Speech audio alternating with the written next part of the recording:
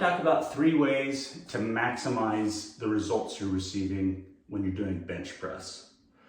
So 3 things in particular to make sure that your chest is able to do most of the work and you're not relying on other stabilization muscles. First, you're going to want to ensure that you start with your feet. Feet placement is critical because as you're bringing the bar or the dumbbells down, you're going to actually drive your heels to the ground, which is going to ensure there aren't those stabilizer muscles that are trying to offset things.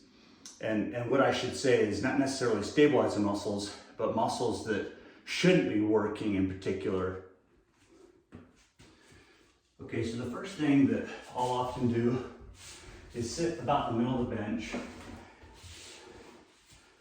and then I'll touch with my scapula or my shoulder blades against the bench, and then my feet are going to be a little bit less than 90, heels in toward the bench, and then from here, to get the gap in my lower back, keeping my face down, and I'm just inching toward my heels. Now what this is going to do is it's going to naturally place your shoulder blades against the bench to where your next step is just getting where you're going to be at 90.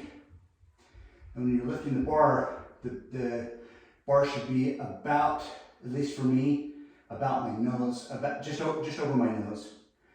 And all I'm doing now is going down with my heels and my scapula for the lift off.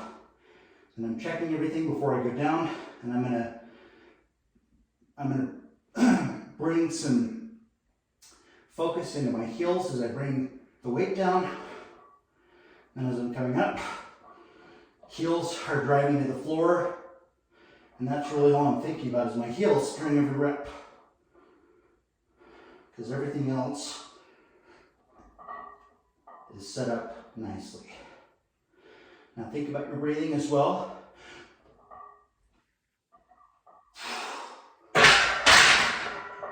And keep everything nice and stable as you're breathing. All right, so quick recap.